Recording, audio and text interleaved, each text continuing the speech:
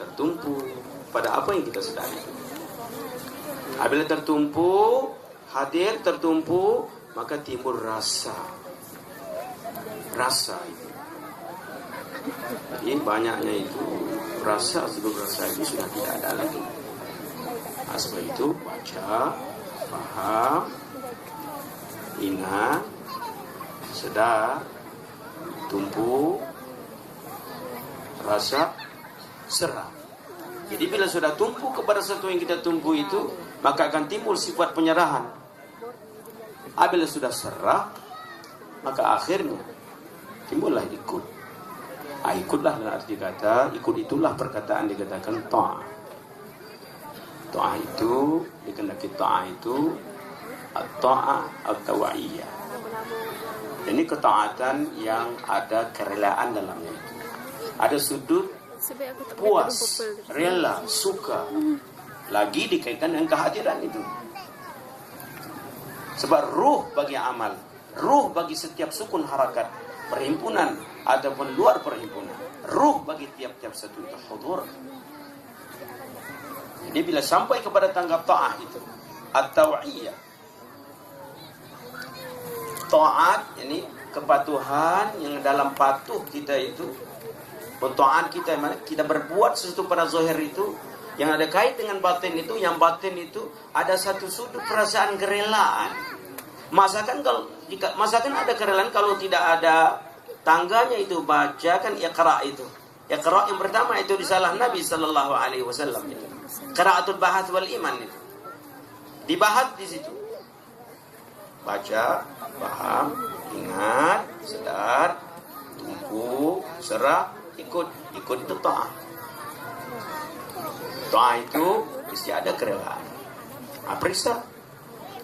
Berita berapa lama kita sudah mentaati. Tapi adakah terasa bila saat kita taat, kita berbuat satu ketaatan itu rasa besar. Sehingga tidak ada yang lain lagi, kosong. Itu. Nah sampai di situ at-ta'ah ta'iyah mamzujatun bi mahabbati qalbiyah. Mamzujah itu kemesraan kasih hati an-nabi sallallahu alaihi wasallam. Maulidir rasul. Maulid Rasul itu risalah itu, penerangan itu yang sampai kepada mamzujatun bimahabbati qalbiyah wa asasuha ma'rifatu yaqiniyah. Asasnya itu, dasarnya itu yang nak jadi apa yang kita cakapkan itu ma'rifah yang yakin, pengetahuan yang kita terang jelas.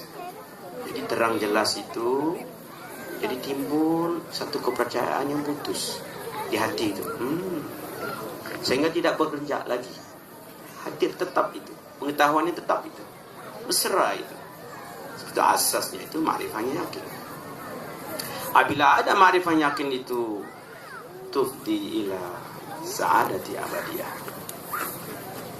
Taat yang macam itu, kepatuhan yang macam itu, yang dikaitkan dengan maulid Rasul, yang dikaitkan dengan risalah Rasul itu, membawa kepada tufdi ila sa'adati abadiyah, yakni pencapaian sa'ah abadiyah, yakni kegembiraan yang kekal abadi itu.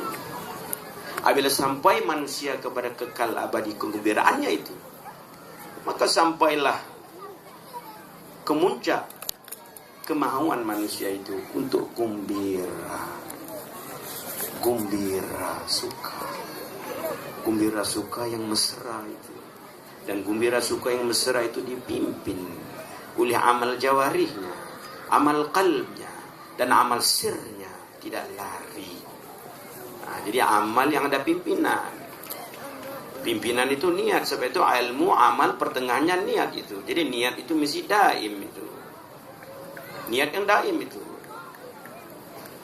Maka bila sampai kepada tufdi ila sa'adati abadiyah itu, kegembiraan kekal abadi itu, an-nabi sallallahu alaihi wasallam, kenyataan baginya itu. Ni'amah itu. Ya, sebab Sayyidi Syakirin wal Hamidin. Allahumma salli wa sallim ala Sayyidina Muhammadin Sayyidi Syakirin wal Hamidin wa ala alihi wa sahbihi ajma'in. Allahumma ja'alna minasyakirin birahmatika ya arhamar rahimin. Allahumma ja'alna minasyakirin birahmatika ya arhamar rahimin. Allahumma ja'alna minasyakirin birahmatika ya arhamar rahimin. Doa yang dibacakan itu supaya sampai kepada kesyukuran yang hakiki itu. Ini kegembiraan yang dirasai, yang dikecapi setiap saat dan ketika itu. Melihat alam yang hijau ini, melihat bintang, melihat bulan, melihat seluruh alam ini, membawa kepada satu peringatan An-Nabi sallallahu alaihi wasallam. Sebab hijau ini ialah laun, ini warna bagi Nabi sallallahu alaihi wasallam. Lihat bulan di sana, itu teringat sejarah pembelahan bulan itu. Inna syai' bi syai' yudhkar. Sesuatu dengan sesuatu itu diperingatkan, dapat diingat bagi orang yang ada hadir. Bagi orang yang ada hadir, yakni baca, paham, ingat, sedar, tumpu. Tumpu hadir itu membawa kepada serah-serah ikut taat itu. Taat yang kekal itu, istiqamah itu. Nah, itu risalah Nabi sallallahu alaihi wasallam. Tidak ada pengajaran yang lain. Tidak ada dalam pengajaran yang lain yang membawa manusia kepada kesedaran yang macam itu. Tidak ada, unik. Kalau pengajaran yang lain itu mungkin dapat sedar, maka terpaksa melarikan diri, mengasingkan terus. Ada yang setengah itu, pengajarannya itu terus bercampur pula. Sampai hilang pula pedomannya itu. Jadi dua itu pertengahan itu. Yang lari terus, yang masuk terus. Tapi An-Nabi sallallahu alaihi wasallam itu pertengahan. Mustaqim itu. Bila sebut saja An-Nabi sallallahu alaihi wasallam, mustaqim itu dihadirkan. Dihadirkan mustaqim dengan makna keseimbangan, kestabilan, keadilan, pertengahan. Itu makna mustaqim yang dipun setiap hari itu. Keseimbangan, kestabilan, keadilan, pertengahan. Kalau akal itu pertengahannya, kalau kurang langsung jadi jahil. Sama basid ataupun murakabnya itu. Ya. Kalau jahil murakab itu bahaya juga. Walaupun disebut jahil murakab, tapi pada zahirnya nampak alim. Orang jahil murakab ini orang alim, bukan jahil. Tapi dengan apa yang dia tahu itu salah, dan dia tidak tahu apa yang dia tahu itu, dia tidak tahu yang dia itu tidak tahu, satu. Dan apa yang dia tahu itu salah, dia tidak tahu yang dia itu tidak tahu. Mana dia ingat dia tahu, itu ilmu lah itu. Kan ada ilmu. Satu. Dan apa yang dia tahu itu salah, tahu juga itu. Jadi orang jahil murakab ini orang alim lah. Pandai bercakap dia itu. Jadi kalau tidak diawasi, terperdaya juga itu. Sebab itu mustaqim itu kalau kuwatul aqliyahnya itu. Kalau ke bawah sekali, jahil. Kalau terlampau atas sangat itu, nampak alim tapi jahil murakab. Wasat itu, pertengahan. Ada pertambatan hati dengan Nabi sallallahu alaihi wasallam. Begitulah seterusnya kekuatan ghadab. Kalau tidak ada langsung kekuatan menolak sesuatu atau menerima sesuatu, langsung di bawahnya itu jadi penakut pula. Kalau terlampau tinggi marahnya itu jadi dayus zalim pula itu. Pertengahan itu wasat. Keseimbangan, kestabilan, keadilan dan wasat, pertengahan itu. Kekuatan yang kedua ya. Kekuatan menolak atau menarik dalam insan, dalam diri kita itu. Kekuatan akal berpikir itu. Dan kekuatan berhubungan jantina itu. Ya, kalau tidak ada langsung perhubungan itu, hilang pertimbangan juga. Kalau terlampau-lampau jadi haiwan pula itu. Pertengahan lagi. Dan akhir sekali kekuatan perut. Kalau makan terlampau jadi obesity pula, penyakit bermacam-macam. Kalau tidak makan langsung kurus kering jadi tulang rangka pula. Jadi pertengahan juga. Jadi 4 kekuatan ini dengan sebab Maulidur Rasul. 4 kekuatan ini dengan sebab kaitnya kita dengan An-Nabi sallallahu alaihi wasallam. Subhanallah. Tidakkah itu semua berisi yang dalam itu? Betapa kita mau meninggalkan majelis macam ini kalau orang mengatakan majelis macam ini tidak ada pengisian? Kalau itu tidak isi lagi, yang mana isi tidak tahulah. Jadi sebab itu penting setiap saat dan ketika menghadirkan apa yang kita baca, paham, ingat, sedar, tumpu, serah, ikut, dan sampai kepada tahap ikut itu mestilah mesra,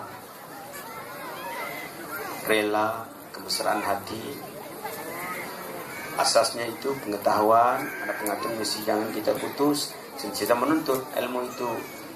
Ya tidak putus menuntut ilmu itu, sentiasa berpanjangan. Mudah-mudahan sampailah kita kepada sa'adah abadiyah yang dicita-citakan, yang dicarikan oleh semua insan, tak kira siapa dia itu, sama ada yang beriman, tidak beriman. Semua manusia mencari satu perkara, kegembiraan. Tidaklah. Kalau kita duduk tepi jalan di sana, tanya satu orang di sana, Tuhan, apa yang Tuhan mau dalam kehidupan ini? Oh, saya enak dapat gaji besar, itu, ini, itu. Kenapa Tuhan? Oh, boleh saya tolong keluarga saya, anak-anak saya, dan sebagainya. Kenapa Tuhan? Nak gembira lah. Ya. Tanya orang lain pula, Tuhan apa Tuhan? Nah, saya kau dapat bukakan kedai, restoran begini-begini. Kenapa Tuhan? Dapat saya begini. Akhirnya kenapa? Nak gembira. Jadi sebabnya mungkin 1000 macam sebab, tapi kemuncaknya itu saat abadnya. Nak gembira. Manusia tidak akan dapat kegembiraan yang hakiki melainkan menghubungkan dengan An-Nabi sallallahu alaihi wasallam. Inilah maqasid tujuan berhimpun. Mudah-mudahan lagi kita akan dengar penerangan daripada Pak Habib kita yang kita kasih ini. Mudah-mudahan kita dengar itu dengan penerangan, penjelasan itu jangan terlepas daripada hadir. Sebab lughah dengan lagha itu ada kaitan rapat. Mudah-mudahan penerangan itu menjadi satu manfaat kekal abadi. Teruskan perjuangan. Amin ya rabbal alamin. Ila hadratin Nabi Muhammadin Mustafa Rasulullah sallallahu alaihi wa sallam. Al-Fatihah.